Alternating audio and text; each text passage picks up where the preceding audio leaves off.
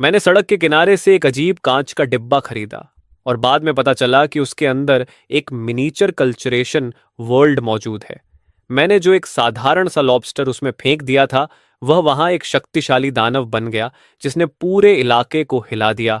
और एक छोटी सी खिलौने जैसी तलवार वहां एक डिवाइन वेपन बन गई जिसने एक महान सम्राट को सील कर दिया। उनकी नजरों में मैं वह सेलेस्टियल एम्परर हूं जो सभी युगों पर शासन करता है, लेकिन उन्हें यह नहीं पता कि असल में मैं बस एक कैंसर पेशेंट हूं जिसकी जिंदगी में 3 महीने से भी कम समय बचा है। उसी समय जब मैंने 388 UAN का लॉबस्टर ऑन ऑर्डर किया था, मैं उस प्रोजेक्शन ग्लास बॉक्स को ध्यान से देखने लगा। जैसे ही मैंने उसका स्विच ऑन किया, तुरंत एक रेगिस्तान दिखाई देने लगा और उसमें एक छोटी सी परछाई लगातार हिलती डुलती नजर आ रही थी। मैंने मैग्नीफाइंग ग्लास से देखा तो साफ समझ आया कि वह एक जवान लड़की है जिसका पूरा शरीर घावों से भरा हुआ था और दो भयानक काले भेड़िए उसका पीछा कर रहे थे। उसके चेहरे पर गहरा निराशा था। उसने पीछे की ओर उंगली दिखाई और एक उड़ती हुई तलवार रोशनी की किरण बनकर उन दोनों काले भेड़ियों की तरफ चली गई, लेकिन वे आसानी से बच गए और सीधे उस लड़की पर झपट पड़े, उसे जमीन पर गिराकर नोचने लगे। यह प्रोजेक्शन इतना ज्यादा रियलिस्टिक था कि मैं सच में यह दृश्य देख नहीं पा रहा था। मुझे उस बूढ़े आदमी की बात याद आई जिसने कहा था कि यह प्रोजेक्शन इंटरैक्टिव लगता है, इसलिए मैंने 2 टूथपिक्स उठाए और कांच के डिब्बे के ऊपर से उन दोनों काले भेड़ियों पर फेंक दिए। आसमान से गिरे उन टूथपिक्स ने, जबकि वे भेड़िए बस कुछ मिलीमीटर के ही थे, तुरंत उन्हें आर पार भेद दिया। गुकिंगन यह देखकर हैरान रह गई। उसने तुरंत चारों ओर देखा, लेकिन वहां बंजर जमीन के अलावा कुछ नहीं था। ज्यादा सोचने का समय नहीं था, इसलिए उसने जल्दी से एक मेडिसिनल पिल निकाली और पद्मासन में बैठकर खुद को हील करने लगी। लगभग 15 मिनट बाद कुकिंगान को थोड़ी ताकत वापस मिली। वह पास के विशाल लकड़ी के खंभों जैसे टूथपिक्स के पास पहुंची और मरे हुए डीमन वुल्फ्स को देखकर कांप उठी। उसने कहा, यह शक्ति निश्चित रूप से किसी महान एक्सपर्ट की है। मैं कुकिंगन एज्योर थंडर सेक्ट की डिसाइपल वेनरेबल सीनियर का धन्यवाद करती हूँ जिन्होंने मेरी मदद की। लेकिन काफी देर तक कोई जवाब नहीं आया, और उसी समय जिस वेनरेबल सीनियर का नाम वह ले रही थी, वह दरअसल दरवाजा खोलकर अपनी 388 UAN की डिलीवरी लेने जा रहा था। मैं उस लग्जरी श्रिम्प बॉक्स के साथ अपने कमरे में लौट आया और जैसे ही खाने बैठा, अचानक देखा कि कांच के डिब्बे में वह छोटी सी लड़की उन टूथपिक्स के सामने घुटनों के बल बैठी कुछ कह रही है। मैं पास गया और साफ सुना, धन्यवाद वेनरेबल सीनियर, आपकी सहायता के लिए। कृपया अपने मैजिकल ट्रेजर वापस ले लें ताकि कोई बाहरी व्यक्ति इसे हासिल न कर सके। मैं मन ही मन हंस पड़ा। ये तो बस 2 टूथपिक्स हैं, लेकिन इस प्रोजेक्शन का इंटरेक्शन सच में कमाल का है। यहां तक कि कहानी अपने आप जनरेट हो रही है। मैंने ज्यादा ध्यान नहीं दिया और खाते खाते उस छोटी मगर बेहद खूबसूरत लड़की को देखने लगा। उधर गुकिंगन बेचैनी से उन टूथपिक्स के चारों ओर घूमती रही, फिर अचानक लड़खड़ाकर जमीन पर गिर गई, क्योंकि उसे लगभग 15 दिनों से कुछ खाने को नहीं मिला था। उसकी कल्टीवेशन बस 13वें स्तर तक थी और वह अभी कॉस्मिक एनर्जी से अपना पेट नहीं भर सकती थी। उसने डीमन वुल्फ की लाश की ओर देखा। जिंदा रहने के लिए अब नखरे करने का समय नहीं था। उसने भेड़िए के मांस का टुकड़ा काट कर मुंह में डाला। उसकी बदबू से उसे उल्टी आने लगी, लेकिन जीने के लिए उसे निगलना पड़ा। यह दृश्य देखकर मैं तंग रह गया, इसलिए मैंने धीरे से अपने हाथ में पकड़ी लॉबस्टर की एक बड़ी लाल चमकती हुई पंजा जैसी क्लॉ उस छोटी लड़की के पास रख दी। वह विशाल चीज सीधे उसके सामने गिरी और जमीन कई बार कांप उठी। कुकिंगन हैरान होकर बोली, ये कैसी डीमन बीस्ट की पंजा है, इतनी विशाल। तभी अचानक उसके दिल में एक आवाज गूंजी, खाओ। उसने तुरंत चारों ओर देखा, लेकिन कोई नहीं था। फिर भी वह समझ गई कि वही सीनियर फिर उसकी मदद कर रहे हैं। उसने श्रद्धा से कहा, धन्यवाद वेनेरेबल सीनियर। और सिर्फ उसकी खुशबू से ही उसे ताकत महसूस होने लगी। उसने अपनी फ्लाइंग स्वॉर्ड से उसे काटने की कोशिश की, लेकिन सिर्फ एक धातु के टकराने की आवाज आई और उसकी तलवार तुरंत टूट गई, जबकि उस पंजे पर एक खरोंच तक नहीं आई। कुकिंगन यह देखकर अविश्वास में पड़ गई। अपनी टूटी तलवार को देखकर उसकी आंखों में आंसू आ गए, क्योंकि उसकी सेक्ट अमीर नहीं थी और यह तलवार उसके मास्टर ने अपनी बचत से उसके लिए बनवाई थी। उधर मैं उस छोटी सी आकृति को बड़े मजे से देख रहा था और सोच रहा था कि 800 रुपये वाकई वसूल हो गए। उसकी आंखों के किनारे पर आंसू जैसी एक्सप्रेशन इतनी रियलिस्टिक लग रही थी। मैंने सोचा क्यों ना इस पंजे को खोलकर देखें कि वह छोटी लड़की कैसे रिएक्ट करेगी। मैंने कहा, पीछे हटो गुकिंगन। वह उलझन में ऊपर देखने लगी और अचानक आकाश से एक विशाल सुनहरा हाथ खाली हवा से उतर आया, जिसने उस डीमन क्रीचर की टांग को आसानी से पकड़ लिया। एक तेज आवाज के साथ वह पंजा टूट गया और वह सुनहरा हाथ धीरे धीरे हवा में गायब हो गया। कुकिंगन पूरी तरह हैरान रह गई। उसने सोचा था कि वह सीनियर शक्तिशाली हैं, लेकिन इतने ज्यादा शक्तिशाली होंगे ये उसने कभी नहीं सोचा था। सामने सफेद मांस देखकर वह खुद को रोक नहीं सकी और अपनी हालत की परवाह किए बिना खाने लगी। उसे इतनी भूख से खाते देखकर मेरी भी भूख बढ़ गई, लेकिन तभी मैंने कुछ अजीब नोटिस किया। इस बॉक्स में श्रिम्प का मांस कम क्यों हो रहा है? एक प्रोजेक्शन खाना कैसे गायब कर सकता है? मैंने फिर उन टूथपिक्स को देखा। वे डीमन वुल्फ के खून से ढके हुए थे। यह सामान्य नहीं है, बिल्कुल भी सामान्य नहीं। क्या ऐसा हो सकता है कि मेरा कैंसर दिमाग तक फैल गया हो और मुझे हेलुसिनेशंस हो रहे हों? मैंने अपने बालों को सहलाया और तय किया कि इसे टेस्ट करना चाहिए। मैंने ध्यान से एनवायरनमेंट ऑब्जर्व करना शुरू किया और देखा कि कांच के डिब्बे में दिख रहा दृश्य हमेशा उसी लड़की के आसपास केंद्रित रहता है। उसे दूर का इलाका दिखाई ही नहीं देता। क्या यह प्रोजेक्शन सिर्फ उसी लड़की के आसपास लगभग 300 मीटर के दायरे को ही दिखाता है? मैं अभी सोच ही रहा था कि अचानक जमीन हिलने लगी, जैसे नीचे से कुछ उस लड़की की तरफ बढ़ रहा हो, और मैंने जल्दी से उसे चेतावनी दी। आधा खा रही गुकिंगन ने जैसे ही वह आवाज सुनी, उसने तुरंत इंस्टिंक्टिवली अपनी टूटी हुई तलवार को कसकर हाथ में पकड़ लिया और सावधानी से चारों ओर देखने लगी। दूर दूर तक पीली रेत आसमान में उड़ती दिखाई दे रही थी, जैसे कुछ बहुत तेजी से उसकी तरफ बढ़ रहा हो। वह दरअसल सैंडवर्म्स थे। गुकिंगन घबरा गई। धत्तेरे की, ये कीड़े तो आम तौर पर सोते रहते हैं, फिर अचानक कैसे जाग गए? तभी गुकिंगन को जैसे कुछ समझ आया और उसने पीछे पड़े उस लाल क्रस्टेशन क्लॉ की तरफ देखा। वह बस एक पल के लिए ध्यान भटका बैठी थी, और तभी लगभग 20 मीटर लंबा एक विशाल सैंडवर्म उसके सामने आ पहुंचा। उसने अपना मुंह खोल दिया, जो भयानक दांतों से भरा था। गुकिंगन ने अपनी टूटी हुई फ्लाइंग सोर्ड को कसकर पकड़ा और सीधे उसकी तरफ छलांग लगा दी। उसने खुद ही हमला शुरू कर दिया, लेकिन वह सैंडवर्म उसे ज्यादा गंभीरता से नहीं ले रहा था, और उसी एक लापरवाही के पल में गुकिंगान की टूटी हुई तलवार का आधा हिस्सा सीधे उसके दिमाग में घुस गया। सैंडवर्म दर्द से पागलों की तरह तड़पने लगा और बेतहाशा मरोड़ खाने लगा। ये सब देखते हुए मैं भी और ज्यादा घबरा गया। तभी मेरी नजर अचानक मेज पर पड़े लाइटर पर पड़ी। मैंने जल्दी से लाइटर उठाया और उसका इलेक्ट्रिक इग्निशन डिवाइस निकाल लिया। मैंने जोर से कहा, दूर हट जाओ गुकिंगान।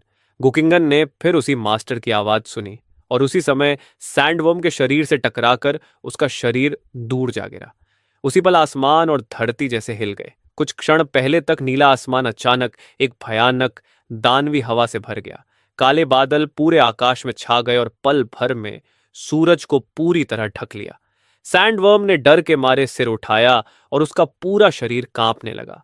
वह भागना चाहता था, लेकिन आसमान में जमा हुई ऊर्जा ने उसे कोई मौका ही नहीं दिया। तभी एक डरावनी नीली बिजली आसमान को चीरती हुई गिरी और सीधे उस सैंडवर्म के शरीर पर आ गिरी, मानो आकाश और धरती दोनों को चीर दिया गया हो। कुछ ही क्षण बाद काले बादल छुट गए और सूरज फिर से धरती पर चमकने लगा। जमीन पर बना विशाल गड्ढा अभी अभी हुए उस भयानक दृश्य की गवाही दे रहा था। उस छोटे से केंचुए जैसे जीव को बिजली से जला हुआ देखकर मैंने राहत की सांस ली। मैंने आखिर उस छोटे कैरेक्टर को बचा लिया था। मैंने पूछा, तुम ठीक हो? गुकिंगन ने जवाब दिया, मैं ठीक हूं मास्टर, मेरी जान बचाने के लिए धन्यवाद। मैं सच में नहीं जानती कि आपका धन्यवाद कैसे करूं। अगर मास्टर को किसी चीज की जरूरत हो तो मैं आपकी किसी भी मांग को पूरा करूंगी। कुछ भी, सच में कुछ भी। मैंने पूछा, क्या तुम्हारे पास अभी भी कोई फ्लाइंग स्वॉर्ड है? वह बोली, फ्लाइंग स्वॉर्ड तो पहले ही टूट चुकी है, लेकिन मेरे पास एक ट्रेनिंग फ्लाइंग स्वॉर्ड है जो मेरे मास्टर ने मुझे प्रैक्टिस के लिए दी थी। क्या सीनियर को उसकी जरूरत है? मैंने कहा, मुझे दे दो। ये सुनते ही गुकिंगन जल्दी से अपने स्टोरेज बैग में ढूंढने लगी और उसे एक लकड़ी की फ्लाइंग सोर्ड मिली। वह समझ नहीं पा रही थी कि इसे सीनियर को कैसे दे, इसलिए उसने सावधानी से उसे जमीन में गाड़ दिया और बोली, सीनियर, ये एक ट्रेनिंग फ्लाइंग सोर्ड है जो मेरे मास्टर ने बनाई है। इसके अंदर सोर्ड कंट्रोल फॉर्मेशन लगा है और इसमें स्पिरिट स्टोन्स भी जड़े हुए हैं, इसलिए साधारण लोग भी इसे इस्तेमाल कर सकते हैं। इसका उपयोग सोर्ड कंट्रोल टेक्निक का अभ्यास करने के लिए किया जाता है। मैं उस फ्लाइंग सोर्ड को देख रहा था जो बाल से भी पतली थी। उसे हाथ से उठाना तो बिल्कुल नामुमकिन था, इसलिए मैंने सावधानी से एक ट्वीजर उस ग्लास बॉक्स के अंदर डाला। उसी समय अचानक आसमान में दो विशाल धातु की छड़ें दिखाई दीं और उन्होंने धीरे धीरे जमीन में गड़ी उस लकड़ी की तलवार को उठा लिया। ये देखकर गुकिंगन हैरान रह गई। वह सोचने लगी कि शायद ये सीनियर खुद को दिखाना नहीं चाहते, शायद उनके पास कोई कारण है।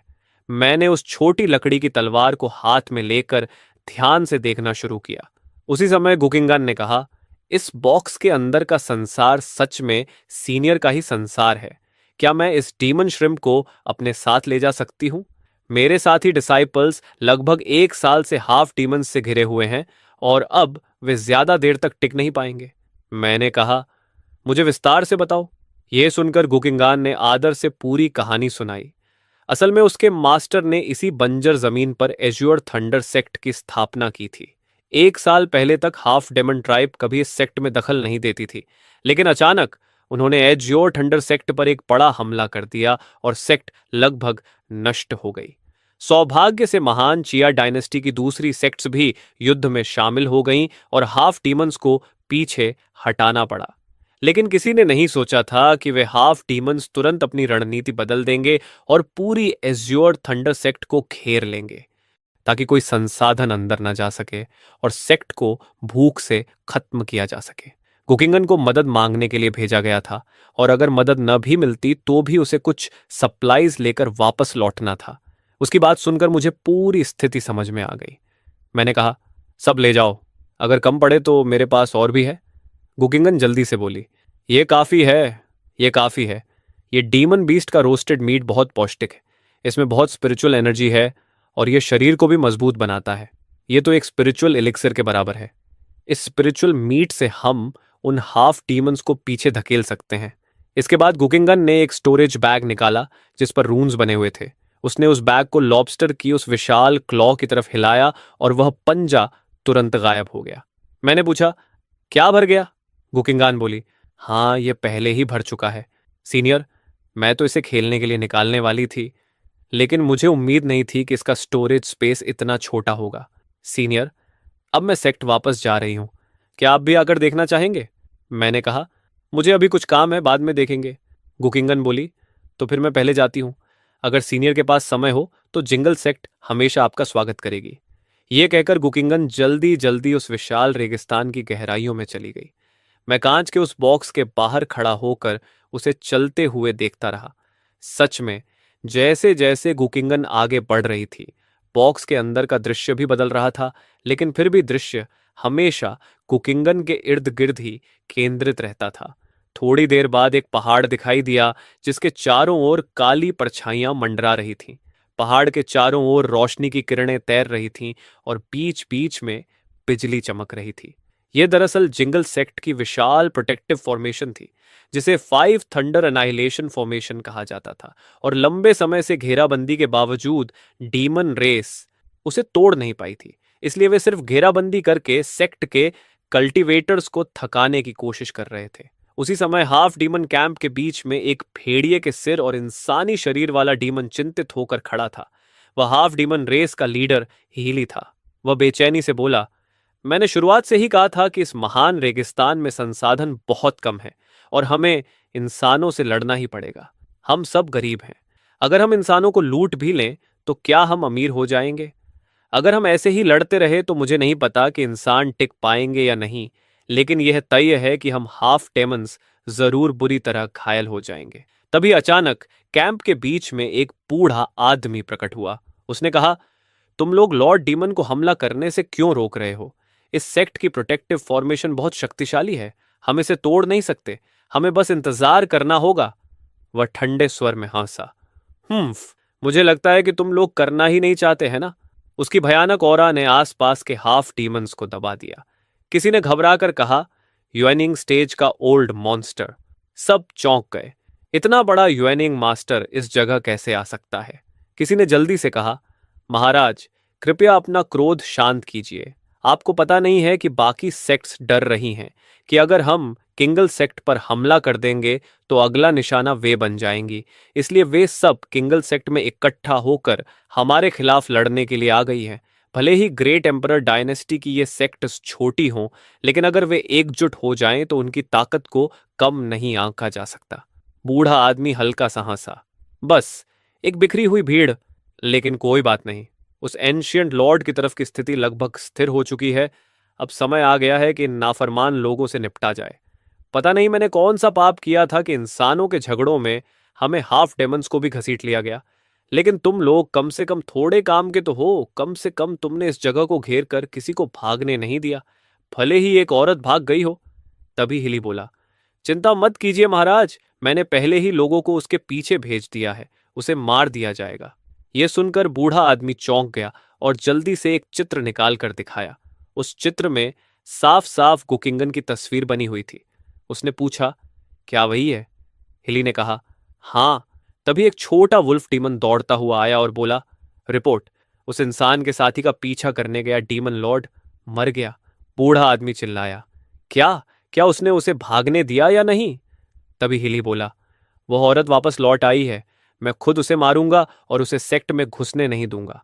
बेहतर होगा कि उसी समय सेक्ट मास्टर को भी खत्म कर दिया जाए।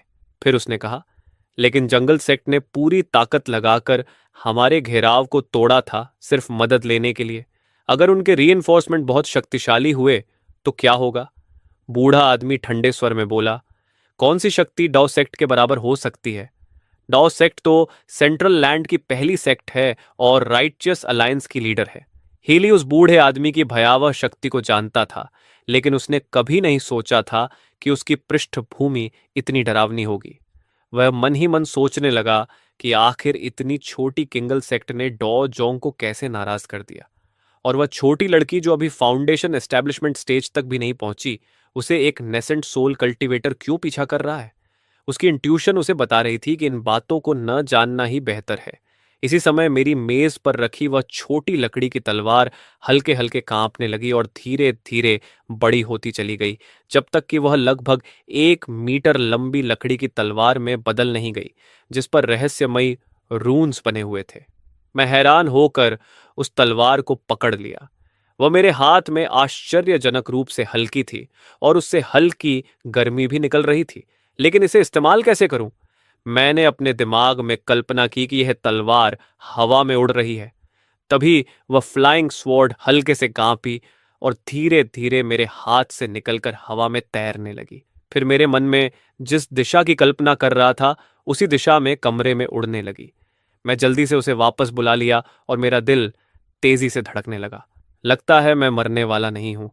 अगर मैं कल्टीवेशन वर्ल्ड से कुछ पिल्स हासिल कर सकूं तो शायद मैं अपनी बीमारी ठीक कर सकता हूं। मैंने अपने दिल की एक्साइटमेंट को दबाया। अभी मुझे एक बात जरूर पता करनी है, वह बूढ़ा आदमी आखिर कौन था जिसने मुझे यह बॉक्स बेचा? उसकी असली पहचान क्या है? आधे घंटे बाद मैं उस जगह पहुंचा जहां सुबह उसका स्टॉल लगा हुआ था, लेकिन वहां बूढ़ा आदमी और उसका स्टॉल दोनों गायब थे।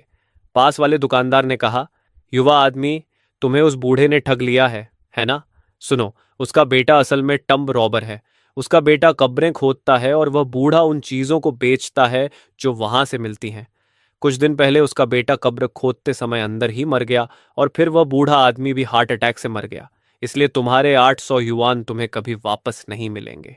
मैं स्तब्ध होकर सुनता रहा। इसका मतलब यह ग्लास बॉक्स सच में जमीन के नीचे से निकाला गया था और जिसे भी यह मिला वह मर गया। लेकिन फिर मुझे याद आया कि वैसे भी मेरे पास ज्यादा दिन बचे नहीं हैं, इसलिए अचानक मेरा डर खत्म हो गया। उसी समय मेरा फोन बजा। देखा तो मेरा कजन लैंग था। उसने कहा, सुना है तुमने नौकरी छोड़ दी और उस टैंक बॉस को भी धमकाया। वैसे भी उसने तुम्हें सैलरी नहीं दी। ऐसा करो, वैंकिंग चान माउंटेन आ जाओ। यहां मेरे पास एक टेम्परेरी काम है। वॉन्किंग चान माउंटेन तियान सिटी की सबसे बड़ी माउंटेन रेंज है। पहाड़ पर पहाड़ और अंत दिखाई नहीं देता, लेकिन पूरे रास्ते मुझे जरा भी थकान महसूस नहीं हुई। ऐसा लग रहा था जैसे मेरे शरीर में ऊर्जा का अनंत स्रोत हो। कुछ मजबूत हाइकर्स तो मेरे साथ स्पीड में compete करने की कोशिश कर रहे थे, लेकिन वे मेरी कार की टेल लाइट्स तक नहीं देख पाए। वे हैरान होकर कह रहे थे, ये आदमी हाइकिंग कर रहा है या दौड़ रहा है? इंसान कब से चुपचाप इवॉल्व हो गए और हमें पता ही नहीं चला। मुझे समझ आ गया कि ये जरूर उस फ्लाइंग स्वॉर्ड में लगी स्प्रिट स्टोन की वजह से है, जो बिना कल्टीवेशन के भी मेरे शरीर में स्पिरिचुअल एनर्जी भर रही है और मेरी फिजिकल कंडीशन को बहुत बढ़ा रही है। बाद में मैं गुकिंगन से कल्टीवेशन मेथड्स पूछूंगा। मुझे दुनिया में इनविजिबल नहीं बनना, कम से कम मैं समय से पहले मरना नहीं चाहता। आखिरकार जब मैं पहाड़ की चोटी पर पहुंचा तो मुझे एक टूटा फूटा टेम्पल दिखाई दिया। एक युवा टॉयस्ट ने मुझे नमस्कार किया। वह मेरा कजन ही था। उसने अपना सर्टिफिकेट दिखाया। देखो, यह मेरा ताई योस्ट सर्टिफिकेट है। मैं हंसकर बोला, आजकल ताई योस्ट्स को भी क्वालिफिकेशन सर्टिफिकेट चाहिए। सुना है ताइवोस्ट्स बहुत पैसा कमाते हैं, लगता है तुम तो सफल हो गए। लियंग ने मेरी बात सुनी तो उसका चेहरा तुरंत उदास हो गया। उसने कहा, वह पहले था, अब तो हमारा काम भी मॉन्क्स छीन रहे हैं। आजकल हर कोई बुद्ध की पूजा करने दौड़ रहा है। वैसे क्या तुम टोस्ट बनना चाहोगे? हालांकि हाल ही में हम ज्यादा पैसा नहीं कमा रहे थे, लेकिन कम से कम इससे तुम्हारी बेसिक जरूरतें पूरी हो सकती थी। मैंने उसका प्रस्ताव ठुकरा दिया। ल्योंग ने पहले मेरी बहुत मदद की थी, इसलिए मैंने तय किया कि इस बार उसकी मदद करने की बारी मेरी है। रात को मैं एक अंधेरे पहाड़ी जंगल में पहुंचा और मैंने उड़ने वाली तलवार को बुलाया। डू किंग ने कहा था कि इसमें बिल्ट इन सोर्ड कंट्रोल रून्स हैं, जिससे आम लोग भी इसे इस्तेमाल कर सकते हैं। मैंने सावधानी से तलवार को जमीन पर रखा और फिर धीरे धीरे उसके ऊपर खड़ा हो गया। लकड़ी की उड़ने वाली तलवार धीरे धीरे हवा में उठी और फिर धीरे धीरे तेज होने लगी। पहाड़ छोटे होते चले गए। नहीं, ऐसा लग रहा था कि कुछ कमी है। मैंने थोड़ा सोचा, अपना फोन निकाला और एक म्यूजिक चला दी। अब सब परफेक्ट था। मैं हंसते हुए पहाड़ों के ऊपर उड़ रहा था। मेरे जाने के थोड़ी देर बाद पहाड़ पर कैंप कर रहे कुछ लोगों ने आसमान की तरफ देखा। हैरान होकर एक दूसरे को देखने लगे, जैसे सोच रहे हों कि क्या वो अमृता का सपना देख रहे हैं। ये किसने रिकॉर्ड किया? मैंने रिकॉर्ड किया। अगर इसे ऑनलाइन डाल दिया तो ये वायरल हो जाएगा। मैं आधी रात को घर लौटा। बहुत थका हुआ था, इसलिए सीधे बिस्तर पर गिरा और गहरी नींद में सो गया। मुझे ये नहीं पता था कि इस टेस्ट फ्लाइट से पूरे पहाड़ पर कितना बड़ा हंगामा मचने वाला है। हैंकिंग पहाड़ पर किसी के दिखने की खबर तुरंत वायरल हो गई। संयोग से हैंकिंग पहाड़ पर एक टॉइस्ट मंदिर भी था, और वो मंदिर काफी जर्जर था, बिल्कुल भी दिखावटी नहीं। क्या ये जानबूझकर अपनी मौजूदगी छिपाने का तरीका नहीं है? इंटरनेट पर लोगों ने तरह तरह के अंदाजे लगाए। कोई कह रहा था कि उस टॉइस्ट मंदिर में कोई अमृता की साधना कर रहा है। अगले दिन सुबह सुबह पूरे मंदिर को लोगों ने घेर लिया। लियंग के मास्टर सुबह जल्दी उठे और आने वालों को हैरानी से देखने लगे। ये लोग ना तो भविष्यवाणी पूछने आए थे और ना ही चढ़ावा देने। वो सिर्फ ये जानना चाहते थे कि क्या वो किसी अमर इंसान से मिल सकते हैं। लेकिन बहुत जल्दी टोस्ट पुजारी को समझ आ गया कि यह बहुत बड़ा मौका है। पूरे मंदिर के लाउड स्पीकर पर वही गाना बजने लगा। हर बार जब कोई पूछता कि क्या वो अमर से मिल सकता है, वो कोई जवाब नहीं देता, बस मुस्कुरा देता, जिससे लोगों की कल्पना और भी बढ़ जाती। इस नज़ारे ने गुआनांग मंदिर के भिक्षुओं को पूरी तरह हैरान कर दिया। देवताओं और बुद्ध की पूजा करने के बजाय सीधे अमृता की साधना करना यही सही है। अब अमृता की साधना का समय आ गया है ना? मैंने भी ये ट्रेंडिंग टॉपिक देखा और मुस्कुराए बिना नहीं रह सका। लियांग अब तो बहुत व्यस्त होगा। क्या मुझे भी मौका देखकर फिर से युएन पर तलवार से उड़ना चाहिए? गुकिंगन धूल से ढकी हुई थी और रास्ते में रुकने की हिम्मत नहीं कर रही थी, क्योंकि उसे डर था कि कहीं और पीछा करने वाले ना मिल जाएं। सौभाग्य से आज उसका दिन अच्छा था। वह सेक्ट की तरफ बढ़ी और रास्ते में उसे कोई परेशानी नहीं हुई। वह आखिरकार सुबह होने से पहले किंगली सेक्ट पहुंच गई। वह दूर खड़ी होकर देख रही थी। उजाड़ जमीन पर आधे दानवों के कैंप गोल घेरों में लगे हुए थे। उन्होंने पूरी तरह उस पहाड़ को घेर रखा था। आसमान और जमीन दोनों जगह आधे दानव तैनात थे। गुकिंगान ने रास्ते में लगाए गए अपने ट्रैप्स और फॉर्मेशंस की मदद से सावधानी से सेक्ट के अंदर वापसी की। किंगान एक परिचित आवाज सुनाई दी। गुकिंगान मुड़ी और उसने देखा कि एक दुबली पतली लड़की उसके पीछे खड़ी है। छोटी बहन और वह दोनों उत्साह से एक दूसरे से लिपट गईं। ये बहुत अच्छा है। सेक्ट के मास्टर किनान ने कहा था कि सेक्ट की बड़ी फॉर्मेशन अब ज्यादा देर तक नहीं टिकेगी। पहाड़ के रिसोर्सेज भी खत्म हो चुके हैं। अगर तुम वापस नहीं आती तो हम यहां फंसकर मर जाते। यहां की आवाज सुनकर पहाड़ के कई सेक्ट लीडर्स दौड़कर आ गए। गुकिंगान को सुरक्षित देखकर सभी ने राहत की सांस ली। मिस गु, क्या आप रिसोर्सेज लेकर आई हैं? क्या कोई हमारी मदद करने वाला है? आसपास के सेक्ट लीडर्स की चिंतित नजरों को देखकर गुकिंगन को भी स्थिति की गंभीरता समझ आ गई। उसने जल्दी से उस बड़े एंसेस्ट्रल आइटम को निकालने की कोशिश की, लेकिन तभी गुकिंगान की मास्टर ठंडे चेहरे के साथ आ गई और उसे सीधे मेन हॉल में ले गई, फिर तुरंत दरवाजा बंद कर दिया। बेलिंग के चेहरे पर गुकिंगन के लौटने की कोई खुशी नहीं थी, बल्कि असाधारण गुस्सा था। तुम यहां क्या कर रही हो? क्या मैंने तुम्हें नहीं कहा था कि एक बार बाहर निकल जाओ तो वापस मत आना? बेलिंग का गुस्सा बेवजह नहीं था। आखिर कौन सा खिलाड़ी? ये सारे रिसोर्सेस तो बस सेक्ट के लीडर्स को बहलाने का एक बहाना भर थे। जब उसने अपने आखिरी साधनों का इस्तेमाल करके गूकिंगान को बाहर भेजा था, तब उसका इरादा बिल्कुल भी उसे वापस बुलाने का नहीं था, क्योंकि वापस आना मतलब सीधा मौत के मुंह में जाना था। गुकिंगान ने बेलिंग की आंखों में सीधे देखते हुए कहा, मास्टर, मैं आपको छोड़कर नहीं जा सकती। वह जानती थी कि उसका मास्टर चाहता है कि वह जिंदा रहे, लेकिन क्या वह अपने मास्टर को भी जिंदा नहीं देखना चाहती? अगर मरना भी पड़ा तो वह अपने मास्टर के साथ ही मरना चाहती थी। गुकिंगन की जिद्दी आंखों को देखकर बेलिंग समझ गया कि अब कुछ भी कहना बेकार है। उसने गुस्से से कहा, तुम इतनी मूर्ख क्यों हो? गुकिंगान ने तुरंत कहा, मास्टर, मैं रिसोर्सेज लेकर आई हूं। बेलिंग ने सिर हिलाकर कहा, रिसोर्सेज का अब कोई फायदा नहीं। गुकिंगान ने जल्दी से कहा, नहीं, बात वैसी नहीं है मास्टर। इस बार सच में बहुत सारे रिसोर्सेज हैं। बेलिंग ने ठंडे स्वर में कहा, तो निकालो और हमें दिखाओ। गुकिंगान ने इधर उधर देखा और कहा, मास्टर, यह जगह बहुत छोटी है। चलिए बाहर चलते हैं। दोनों मेन हॉल से बाहर आ गए।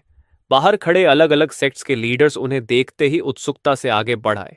बेलिंग कुछ बोलने ही वाला था कि अचानक आसमान अंधेरा हो गया। उसने जल्दी से ऊपर देखा और सबकी आंखों के सामने अचानक एक विशाल लॉबस्टर क्लॉ प्रकट हो गया। सभी लोग हैरान रह गए। किसी ने अविश्वास से कहा, यह किस डीमन बीस्ट की क्लॉ है? यह तो बहुत ही विशाल है।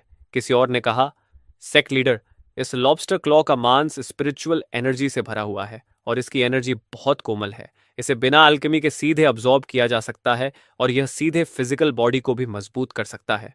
बेलिंग ने तुरंत मुड़कर गुकिंगन को देखा। उसकी आंखें चौड़ी हो गई थीं। वह मन ही मन सोचने लगा कि उसके डिसाइपल को यह चीज आखिर मिली कहां से? क्या वह किसी डिवाइन ट्रांसफॉर्मेशन पावर हाउस की गुफा तक पहुंच गई थी?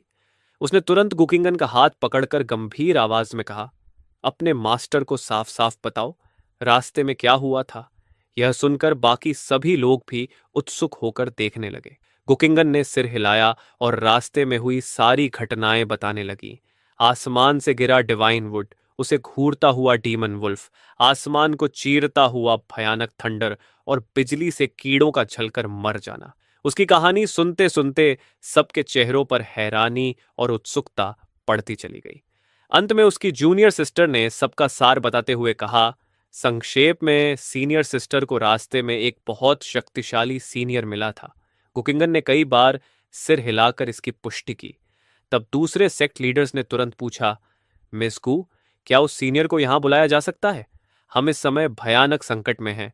अगर हम उस सीनियर को हमारी मदद के लिए मना लें तो शायद सब कुछ बदल सकता है। लेकिन यह सुनकर गुकिंगान का चेहरा असहज हो गया, क्योंकि उसे खुद भी समझ नहीं आ रहा था कि उस मिस्टीरियस सीनियर के बारे में क्या कहे। बेलिंग ने तुरंत सबकी सोच समझ ली और ठंडे स्वर में कहा, हम अपनी उम्मीद किसी ऐसे व्यक्ति पर नहीं रख सकते जिसे हमने कभी देखा भी नहीं, और यह भी हो सकता है कि वह उतना शक्तिशाली न हो जितना हम सोच रहे हैं। ये सुनते ही सभी लोग थोड़ा शांत हो गए।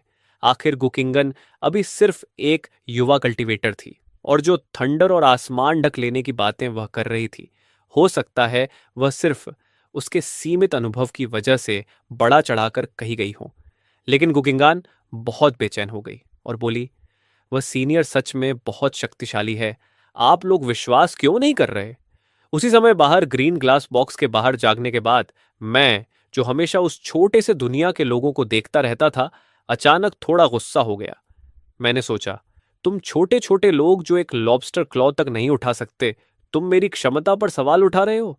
मानो या न मानो, मैं अभी तुम्हें सच में दिखाऊंगा कि एक हाथ से आसमान ढकना क्या होता है।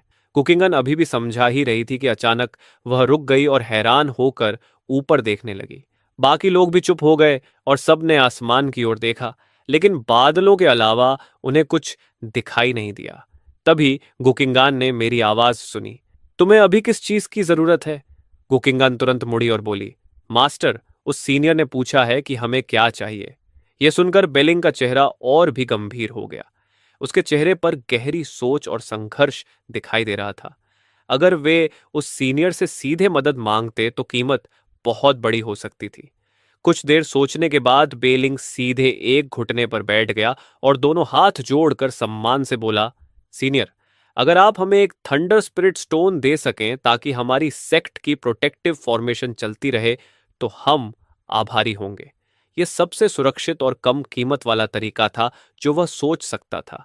उन्हें उस सीनियर से खुद लड़ने की जरूरत नहीं थी। बस प्रोटेक्टिव फॉर्मेशन को चलाए रखना काफी था। यह महान डेजर्ट इलाका बंजर था।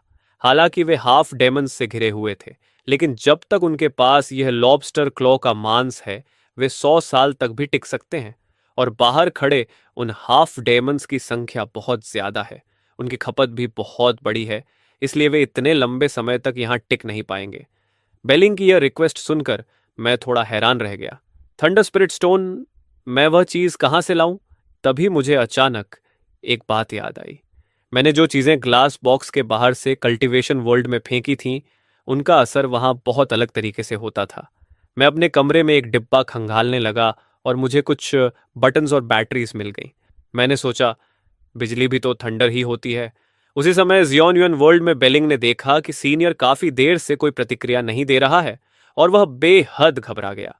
उसने सोचा कि शायद उसकी रिक्वेस्ट बहुत ज्यादा थी और वह माफी मांगने ही वाला था कि अचानक आसमान में बादल बिखरने लगे। सभी लोग ऊपर देखने लगे और उन्होंने देखा कि आसमान से एक गोल धातु की चीज नीचे गिरती हुई सीधे मेन हॉल के सामने वाले चौक में आकर गिरी और जमीन में एक बड़ा गड्ढा बना दिया।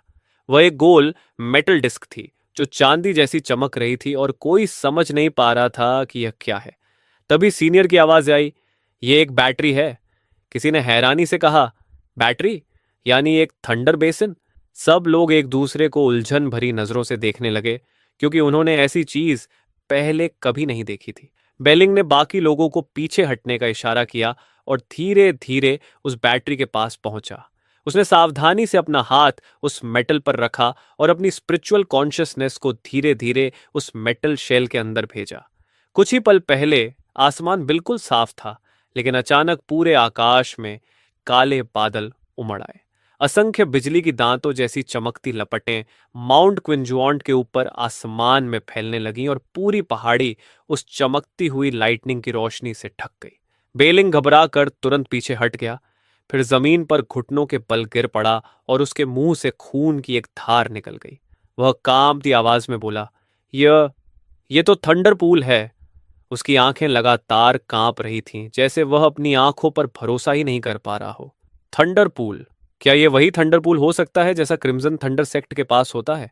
वह मध्य भूमि की ऑर्थोडॉक्स अलायंसेज में से एक महान सेक्ट थी, जो लाइटनिंग की शक्ति को एब्सॉर्ब करके शरीर को मजबूत करती थी और यहां तक कि शरीर को फिर से पुनर्निर्मित भी कर सकती थी। और अब एक नया थंडर पूल उनके सामने था। यह देखकर सभी लोग अनायास ही अपनी लार निगलने लगे। बेलिंग सबसे ज्यादा स्तब्ध था, लेकिन उस बैटरी के अंदर की लाइटनिंग एनर्जी बिल्कुल भी कम नहीं थी, बल्कि थोड़ा ज्यादा ही शक्तिशाली लग रही थी। वह मन ही मन सोचने लगा, जो व्यक्ति एक हाथ से आसमान ढक सकता है, उसका साधारण सा इशारा भी इतना भयावह कैसे हो सकता है? जब मैंने बेलिंग के होठों के कोने पर खून देखा, तो मैं जल्दी से अपने हाथ में पकड़ी हुई नंबर 7 और नंबर 5 की बैटरीज वापस रख दी। मुझे लगा कि बटन बैटरी की पावर शायद कम है, इसलिए यह ठीक रहा कि मैंने वही डाली। नहीं तो शायद मैं गुकिंगान के मास्टर को ही बिजली से उड़ा देता। नीचे छोटे छोटे लोगों को देखकर, जो मैजिक स्पेल्स का इस्तेमाल करके सेक्ट की प्रोटेक्टिव फॉर्मेशन को उस बटन बैटरी से जोड़ रहे थे, मैं चुपचाप देखता रहा। बटन बैटरी की एनर्जी लगातार फॉर्मेशन में जाने लगी और पहले जो सेक्ट प्रोटेक्शन फॉर्मेशन मध्यम थी वह धीरे धीरे चमकने लगी। माउंट क्विंजवांड के ऊपर बिजली की लपटें नाचने लगीं और उसकी भयानक शक्ति दिखाई देने लगी। मुझे थोड़ा अजीब लगा। मैंने अपना फोन उठाया क्योंकि मैंने अभी अभी इस पूरे दृश्य को अपने फोन से रिकॉर्ड किया था। मुझे लगा ये सब कुछ बड़ा अजीब है। ये आखिर है क्या? कोई नई जनरेशन की एनर्जी फॉर्मेशन? मैंने रिकॉर्डिंग फिर से चलाकर देखी। फोन में वे छोटे छोटे लोग ऐसे दिख रहे थे जैसे किसी मिनिएचर मॉडल की दुनिया के लोग हों जो फॉर्मेशन बना रहे थे और बैटरी को जोड़ने में लगे हुए थे। ये देखकर मैं मुस्कुरा दिया। बटन बैटरी धीरे धीरे ऊपर उठकर माउंट क्विंजवांड के शिखर के ऊपर हवा में तैरने लगी और उसकी बिजली की ऊर्जा लगातार निकलकर फॉर्मेशन को चलाती रही। शायद दुनिया में किसी बटन बैटरी को इतना गौरवशाली पल पहले कभी नहीं मिला होगा। जब फॉर्मेशन पूरी तरह रिचार्ज हो गई तो बेलिंग ने आखिरकार राहत की सांस ली। उसने देखा कि बैटरी में अभी भी थोड़ी लाइटनिंग एनर्जी बची हुई है, इसलिए वह सभी लोगों को लेकर उस फ्लोटिंग बैटरी के नीचे पहुंच गया ताकि वे थंडर पावर को एब्जॉर्ब कर सकें। फिर सभी लोग उस बैटरी के नीचे पालथी मारकर बैठ गए।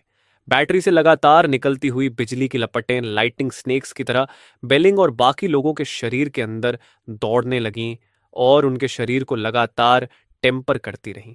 अगर संभव हो तो उनकी कल्टीवेशन लेवल भी थोड़ा बढ़ सकती थी। माउंट क्विंजवंट के नीचे हाफ डीमंस का एक समूह उस तैरते हुए विशाल धातु के गोल टुकड़े को हैरानी से देख रहा था। वे आपस में चर्चा कर रहे थे कि उन्होंने पहले कभी इतनी अजीब चीज नहीं देखी। जब से उन्होंने मनुष्यों को घेरा था तब से किंगली सेक्ट की प्रोटेक्टिव फॉर्मेशन और भी मजबूत हो गई थी। क्या ये सब उस गोल्ड डिस्क की वजह से हो रहा है? डीमंस बहुत उलझन में थे क्योंकि कुछ दिन पहले यह फॉर्मेशन लगभग एनर्जी खत्म होने के कारण टूटने वाली थी, लेकिन अब अचानक उसमें इतना भयानक ऑरा कैसे आ गया? वह पहले से भी ज्यादा शक्तिशाली हो गई थी। कई हाफ डेमंस को अचानक उस छोटी मानव लड़की की याद आई जो कुछ समय पहले वापस भागती हुई आई थी। उनमें से एक डेमन बोला, लगता है उस लड़की ने सच में किसी से मदद मांगी है। तभी एक बूढ़ा डीमन ठंडे स्वर में बोला, कोई खास बात नहीं, बेलिंग इतने सालों बाद भी वही छोटी छोटी चालें खेलता है। उस डिस्क में जरा भी स्पिरिचुअल ऑरा नहीं है। यह बिल्कुल भी कोई मैजिकल ट्रेजर नहीं है। अगर इसे इन हाफ डीमंस को डराने के लिए इस्तेमाल किया गया है तो शायद काम कर जाए, लेकिन शायद उसने ये नहीं सोचा होगा कि मैं खुद यहां आ जाऊंगा। यह सुनकर हिल नाम का एक हाफ डीमन थोड़ा सिहर गया। उसने कहा, आप तो नासेंट सोल रेल्म के महान लॉर्ड हैं, लेकिन क्या हम हाफ डीमन सिर्फ इंसानों के लिए कैनन फोडर बनकर रह जाइए?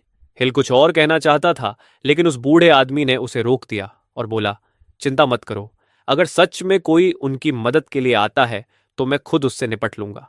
मैं इन बंजर जमीनों की नीच जातियों को दिखाऊंगा कि एक सच्चे इमॉर्टल के तरीके क्या होते हैं। अगली सुबह बहुत जल्दी ड्यू किंग ने अपनी आंखें खोल दी।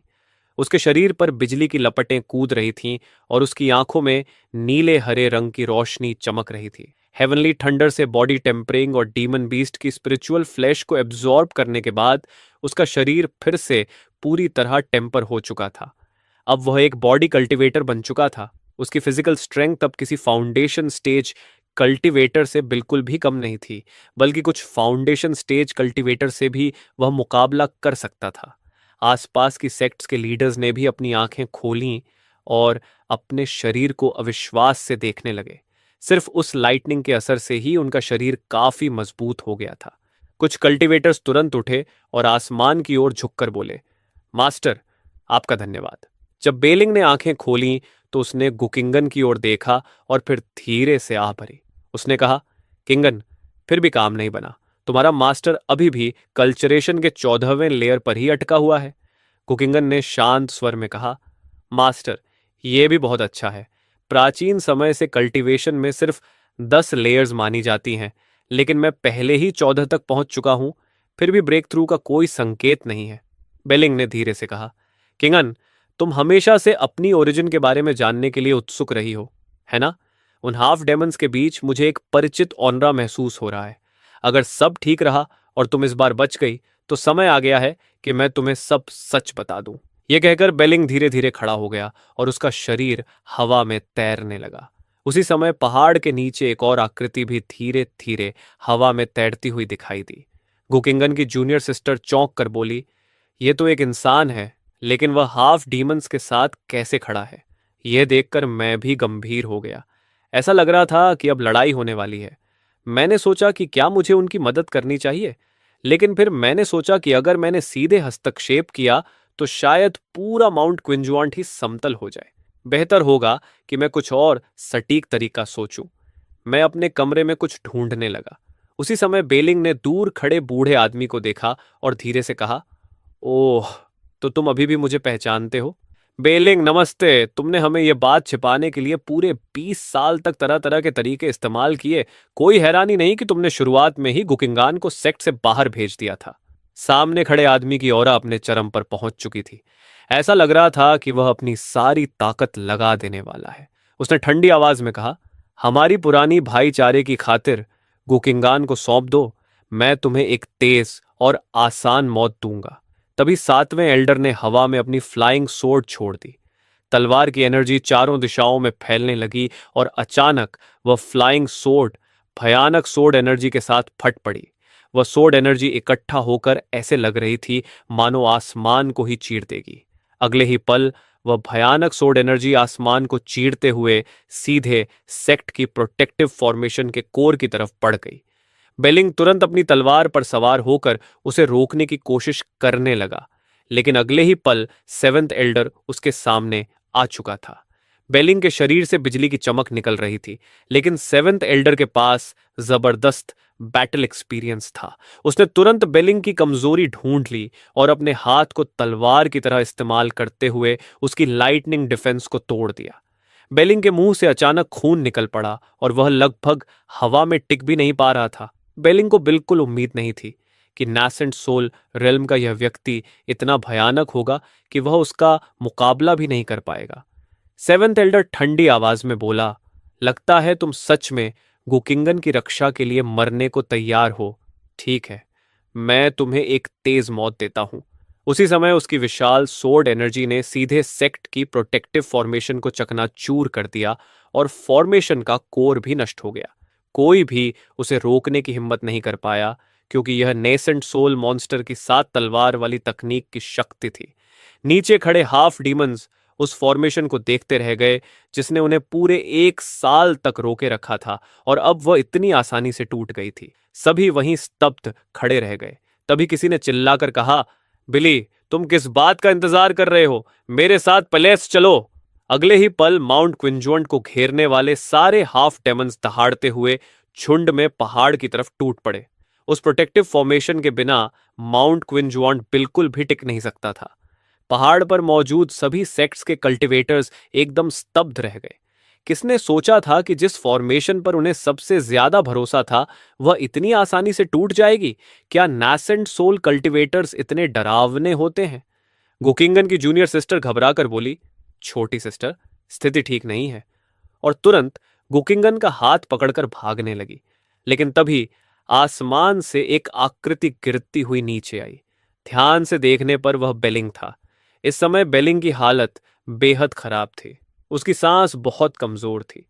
सेवेंथ एल्डर ने ठंडी आवाज में कहा, मैंने तुम्हें 20 साल और जीने दिया और अब भी तुम भागना चाहते हो? किसी ने जल्दी से कहा, मिस गू, जल्दी कीजिए और लॉर्ड ऑन से मदद मांगिए। अगर अभी नहीं बुलाया तो बहुत देर हो जाएगी। यह सुनकर गुकिंगन का दिल बुरी तरह हिल गया।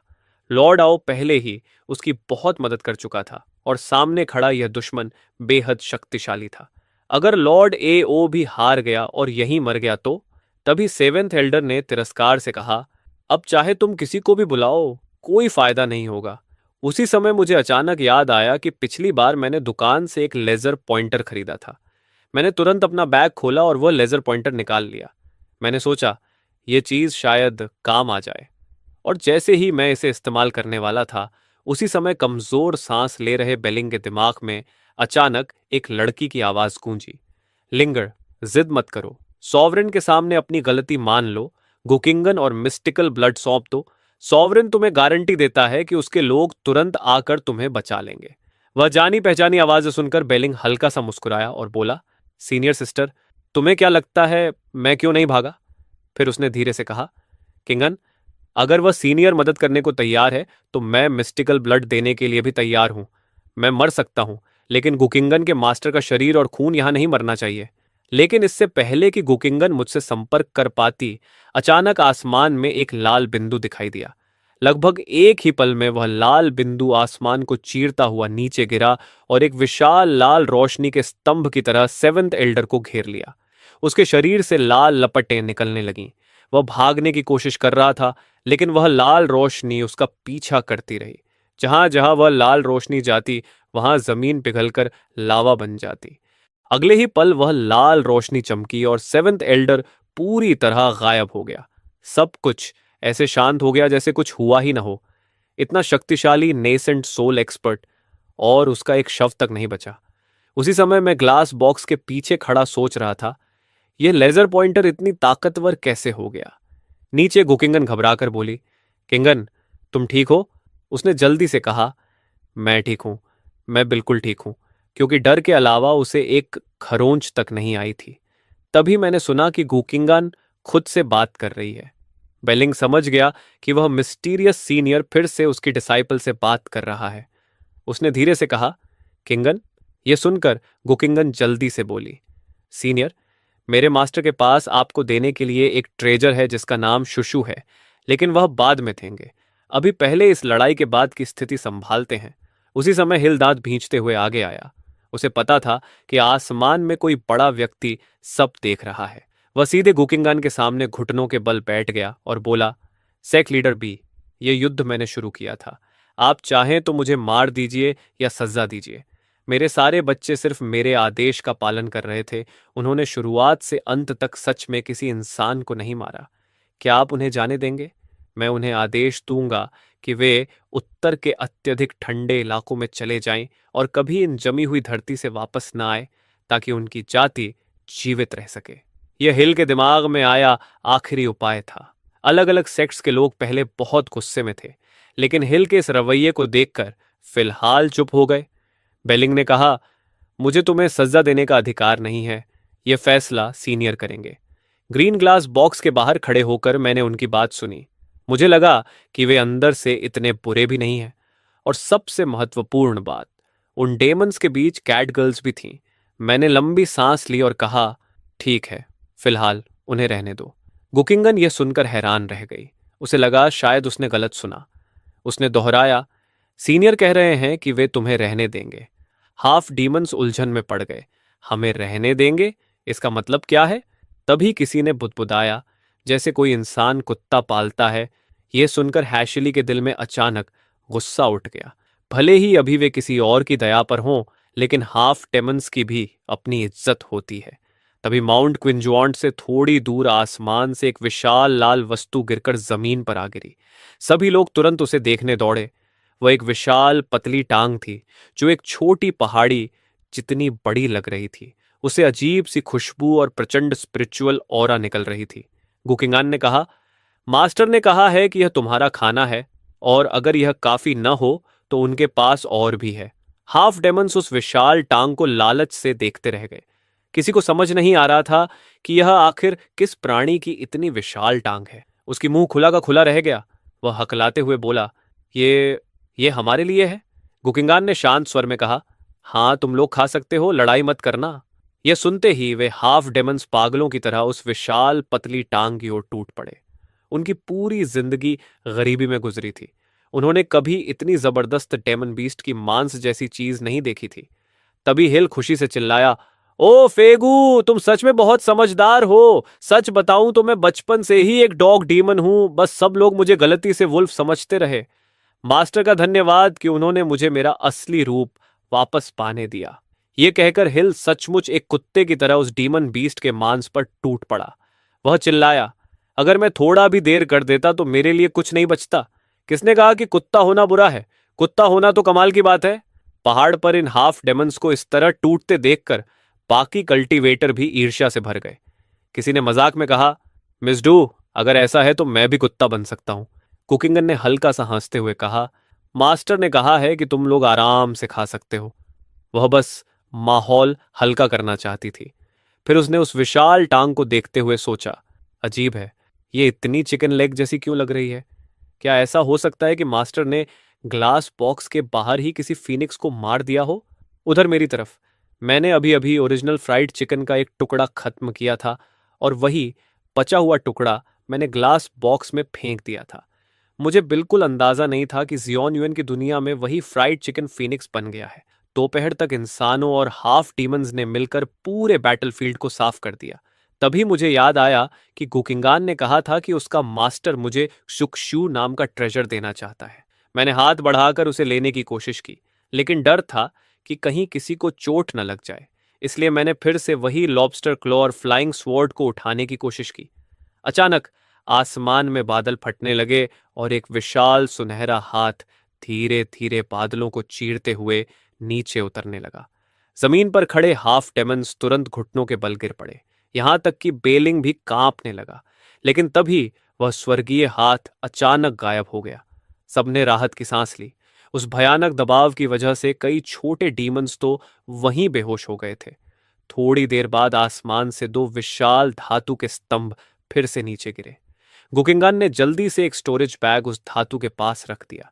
सभी ने देखा कि मेटल पिलर हल्का सा बंद हुआ और उस बैग को लेकर फिर आसमान में गायब हो गया। उसके जाने के बाद सबने गहरी सांस ली, क्योंकि वह दबाव इतना भयानक था कि लगता था दिल ही बाहर निकल जाएगा। तभी अचानक हिल ने आसमान की ओर जोर से चिल्लाया और जल्दी से एक गोल पत्थर निकाला। उसने कहा, सीनियर, यह मेरे पूर्वजों द्वारा छोड़ा गया डीमन बीस्ट एग है। कहा जाता है कि इसमें एंशिएंट ड्रैगन की संतानों का ब्लड लाइन है। कृपया इसे स्वीकार करें। उसी समय वह मेटल पिलर जो अभी अभी आसमान में गया था फिर से नीचे उतर आया। यह देखकर हेल ने जल्दी से उस पत्थर के अंडे को अपने सिर के ऊपर उठा लिया। मेटल स्फीयर हल्का सा बंद हुआ और उस अंडे को लेकर फिर आसमान में गायब हो गया।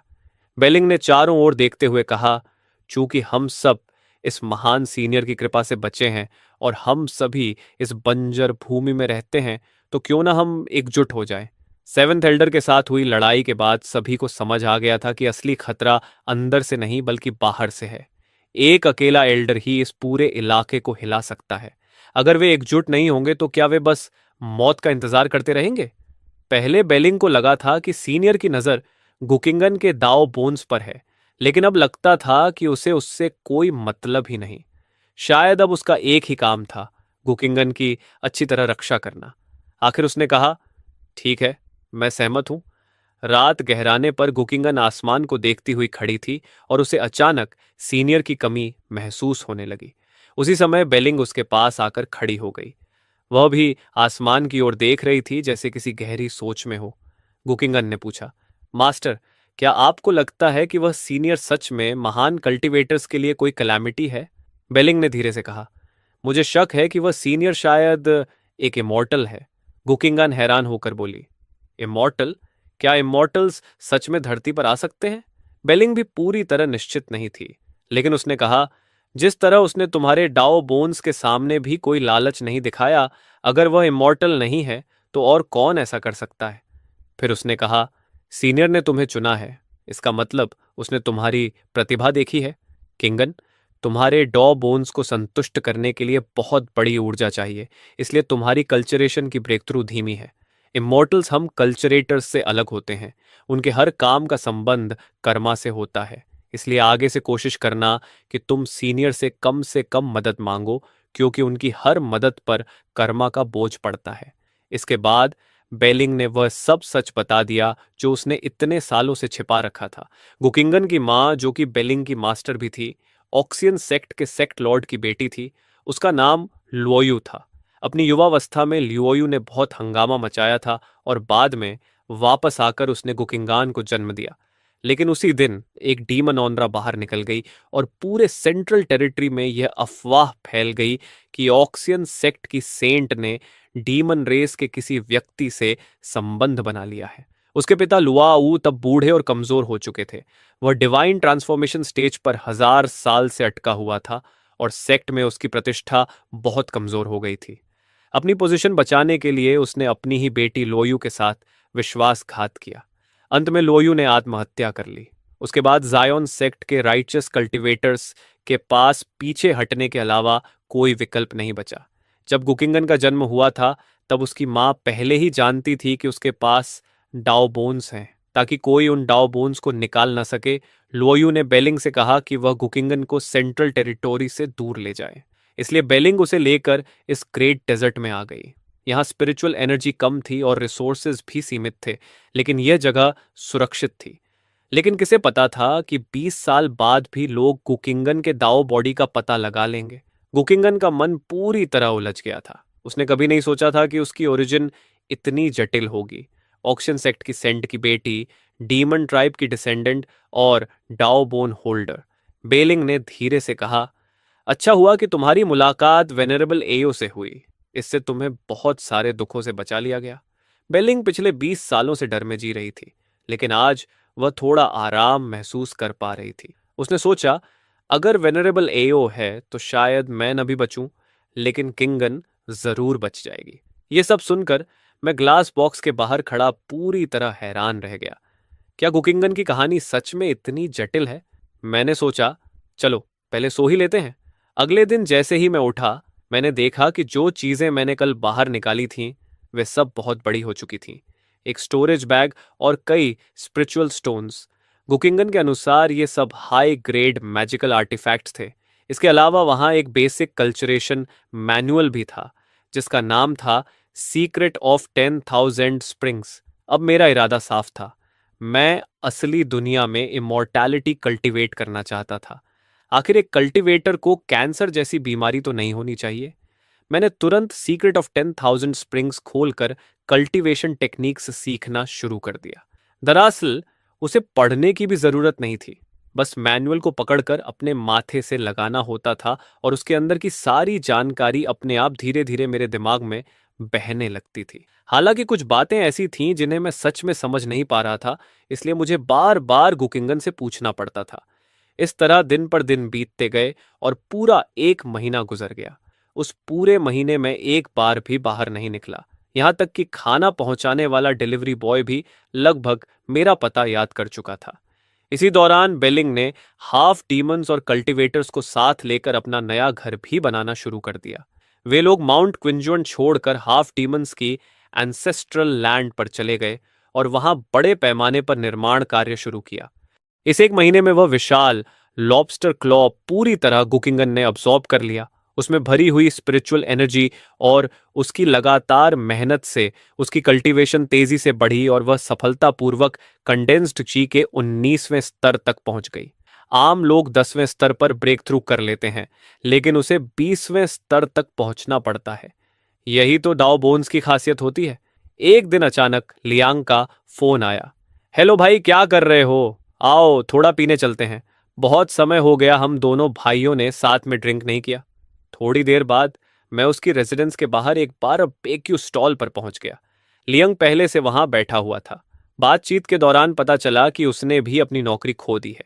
पहले टाओइस्ट टेम्पल बहुत भीड़भाड़ वाला था, लेकिन अब किसी ने शिकायत कर दी कि वहां फ्यूडल सुपरस्टिशन फैलाया जा रहा है, इसलिए मंदिर को बंद कर दिया गया था। उसकी बातें सुनने के बाद मैंने तय किया कि मैं आखिरी बार उस जगह जाऊंगा, माउंट वोंगजिंग, जहां मैं एक अनऑर्थोडॉक्स इमॉर्टल कल्चरेशन शुरू करने वाला था। कुछ घंटे बाद जब मैं टॉयस्ट टेम्पल पहुंचा तो मुझे फिर से लियंग का मास्टर मिल गया। उसने मुझे देखते ही कहा, तुम लियंग के दोस्त हो, है ना? मैंने कहा, हाँ टोइस्ट मास्टर, मैं आपकी क्या मदद कर सकता हूँ? वह बूढ़ा आदमी धीरे से बोला, लियांग अच्छा लड़का है, लेकिन वह लगभग 30 साल का होने वाला है। कृपया उसे समझाओ कि अब समय बदल गया है। आजकल सिर्फ मशहूर टॉयस्ट मॉन्क्स ही पैसे कमा पाते हैं। अगर वह मेरे साथ ही रहा तो उसका कोई भविष्य नहीं होगा। तुम देख ही रहे हो, मेरा टॉयस्ट टेम्पल भी बंद हो चुका है। मैंने कहा, लेकिन अभी भी बहुत सारे युवा लोग टॉयस्ट कल्चर पसंद करते हैं। वह हंसकर बोला, वह अलग बात है। वे लोग तो बस नॉवेल्स में दिखने वाले इमोर्टल्स चाहते हैं। अगर टॉयज में सच में इमोर्टल्स होते तो क्या यह इतना गिर चुका होता? मैंने कहा, शायद सच में होते हों। पिछली बार तो बहुत लोगों ने किसी को उड़ते हुए देखा था। वह तुरंत बोला, नहीं, वह बस उड़ते हुए पक्षी थे। फिर उसने आ भरते हुए कहा, खैर, मैं अगले महीने रिटायर होने वाला हूं। ये लियांग की इस महीने की सैलरी है, इसे उसे दे देना। उसने मुझे एक एनवेलप दिया और फिर धीरे धीरे पहाड़ से नीचे उतर गया। मैंने वह एनवलोप रख लिया और आसमान की ओर देखते हुए सोच में डूब गया। धीरे धीरे समय बीतता गया और रात हो गई। मैंने घड़ी देखी। लगभग समय हो चुका था। मैं उठकर टाओइस्ट टेम्पल के पीछे वाले जंगल में चला गया। मैंने स्टोरेज बैग खोला और उसमें से एक पारदर्शी जेड स्टोन निकाली। उसके अंदर लाल रंग का तरल था जो खून की नसों जैसा लगातार बह रहा था। यह मिस्टिक ब्लड था, एक अनमोल चीज जिसे गुकिंगान की मां समुद्र के सी ऑफ डिजास्टर से लाई थी। इसमें किसी का भाग्य बदल देने की क्षमता थी। यह बिना स्पिरिचुअल रूट वाले इंसान को भी नया स्पिरिचुअल रूट दे सकता था और साधारण टैलेंट वाले को असाधारण बना सकता था। मैंने गहरी सांस ली और जोर से उस जेड स्टोन को तोड़ दिया। लाल तरल तुरंत मेरे शरीर में समाने लगा और कुछ ही सेकंड में पूरी तरह मुझ में मिल गया। मेरे शरीर में एक विशाल ऊर्जा लगातार घूमने लगी। मैंने तुरंत 10,000 स्प्रिंग्स टेक्निक का इस्तेमाल करके उस भयानक शक्ति को डाइजेस्ट करना शुरू कर दिया। कंडेंस्ड ची का पहला स्तर, दूसरा स्तर, तीसरा स्तर और देखते ही देखते 10वां स्तर। उसी समय टियन सिटी के ऊपर, जहां चमकता चांद आसमान में ऊंचा टंगा हुआ था, अचानक काले बादलों ने आसमान ढक लिया। तेज गरज के साथ बिजली चमकने लगी।